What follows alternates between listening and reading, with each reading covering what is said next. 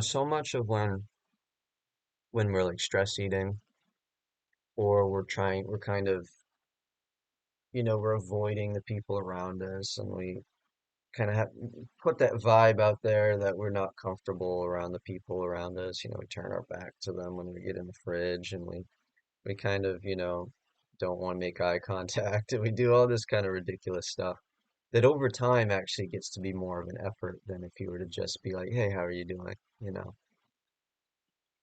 But when we get in these kind of patterns of avoidance, it's because we're harboring some kind of pain or something in our body. And, you know, literally like 99.9% of our problems in life, like as a collective humanity, it literally boils down to not wanting to feel what we feel in this moment. It's literally, I'm not comfortable right now and I don't want to feel this because I don't know what to do with this emotion or I don't know what to do with this feeling. And, I don't know how I would react if somebody were to make fun of me or call me a wuss or, if I cried or if I yelled or if I did something. And yet the thing is, the tendency to want to cry or to have the or to yell or to have these really strong emotions that clearly other people in many cases are not going to understand and are going to be like, whoa, whoa, look out for this guy, call the authorities. They're going to get all weirded out by it. But like, the whole point is that the state of mind that you're in is creating that pressure. So you're trying to fight with this thing, and that actually makes it more intense. So we're to the point where it's so uncomfortable that you have to ah, and then people think you're crazy or something. And it's not. What's crazy is holding the stuff back. What's crazy is living in a society or in any kind of dynamic, any kind of social dynamic where, your natural feelings and your natural tendencies are no, no, no, And yet, look at the world that we create. We just in the same way we don't want to feel our natural tendencies. And so then we have all kinds of like strip clubs and we have all kinds of underground drug dens and we have all kinds of crime and all this really strange stuff in the world. And I don't mean to judge, you know, if you want to go to the strip club or something. Yeah, I'm really not trying to judge anybody, you know. It's just I get it in a way, because sometimes like you live in a way and you don't express your sexuality, you don't express your creativity, you don't express your emotions, and it builds up over time and you think it's normal. You think that and you even get to the point where you think it's, oh no, this is helping me be productive. Like, oh, if I were to start expressing my emotions, oh, everyone at work is gonna think I'm a loon, and then I'm not gonna have that performative edge that keeps me on top of the sales chart or whatever. You know what I mean? Like, it's like we start making this association that if I start being a healthy, conscientious human being, I'm gonna lose money. I'm gonna lose my spouse. I'm gonna lose my house. And sometimes people get so deep into like trying to be this person that they just aren't, trying to fit this mold, that they get the expensive house and they get the wife that maybe they don't really have a connection other than this kind of superficial thing in their head. And so if you start like actually like expressing how you actually feel, the person who you say that you love and who, is your spouse and you have kids with and you have a house with and all this stuff, they look at you like, who the hell is this? And, sometimes people get so deep into that. You get so deep into this kind of false identity because it's basically an idea that we have in our head where we then take all the energy that we are naturally meant to share and express openly, we kind of turn it back in on ourselves. And then all that friction that we build, we then use that as like a motivation. Rah, da, da, da, da, da, da, da, like you're like a soldier of commerce or something. I'm gonna march out and grab life by the balls, and it's like, well, no, you're not. Nobody is ever grabbed life by the balls. And it's not that people are imperfect or flawed in that way. It's just that it's not physically possible. Life is much bigger than you or I personally. And that's how it's supposed to be. We're not supposed to be this little person with, a whole galaxy of like power just for ourselves. Like it's why so much of the mystical literature, and not even literature, but just pointings of gurus and wise people and sages and teachers of all kinds, they have always spoke about the power of surrender. And you're not going to surrender to life by going out and trying to grab it and push it around, grab it by the reins and make it do what you want it to do. You know, it's it's kind of a misconception because to think that you need to do that is like you're already operating from a standpoint that you don't have control. So you have to go and grab control to have it. But if you just acknowledge your natural restful place within the whole fold of the universe, you're already in perfect harmony with everything. And you're actually on the way to exactly where you need to be. That your whole life is already in motion.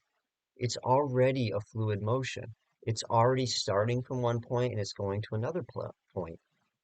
Even if that other point is just a big circular loop back to where you started, in a way. It really depends on where you're looking at it from. But the point that I'm trying to make is basically you're starting someplace and you're going someplace else.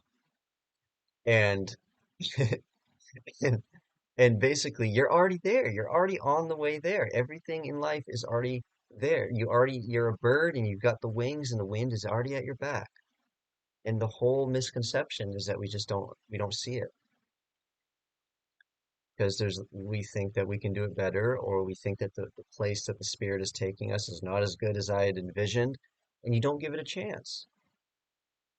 It's like you look at like life offers you this, I don't know, guacamole or something on a plate, and you look at it, and it looks like slop. I don't want to taste it. And then you finally taste it, and it's like the most delicious thing you've ever had. And life is like, maybe I'm just testing you. Or maybe it's not even the thing, the offering. Maybe the offering, it's not that the offering is ugly, it's just that you're seeing it through an ugly lens.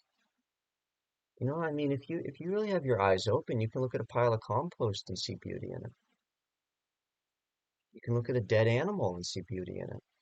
There's structure, there's form, there's there's life in death even. You see a dead thing and it's like there's life in it. There's life in death. There's a way of seeing from within that gives life to life itself. It gives life to anything. It makes the rocks dance. It makes the trees sing. And it doesn't mean that they physically do that, but they're in your heart. It's like somehow everything is just vibrating and just it's just so mm, mm. Even to look at things that in the past would have upset you, you can look at them and feel, oh, I'm so happy that I can look at this thing from this new standpoint because now I can look at something that once confined me and now I feel liberated because I'm willing to face it and I'm willing to see actually the beautiful thing about all this is that it's not the external circumstances that are confining you. It's actually your own way of thinking that's the problem. And when you are willing to acknowledge that, you actually free yourself because now the world around you is not confining you anymore. What a liberation! Because you can't necessarily change the physical circumstances in the way that you think you should be able to. Like you can't just pa pa pa pa pa, you can't just plow your way through it because you don't like what it's doing. But you can change the way that you look at it. And when you do that, you realize that, oh my God, the world that I thought was so small and contracted was actually full of life and blossoming and offering all this medicine and all this poetry and all this all the time. And yet I was just seeing it through kind of a dirty lens, basically. Like think about this. I mean, you don't have to, I'm not telling you what to do, but you know, it's just a good thing to consider is that it's much easier to clean the lens of your own sunglasses than it is to go and clean up the whole world around you. You know what I mean? It's way easier to clean up your own perception than it is to clean up everything else. And the beautiful thing is when you clean up your own perception, you see that you don't need to clean up everything else. Because basically the dirt that you were seeing was just on your own lens.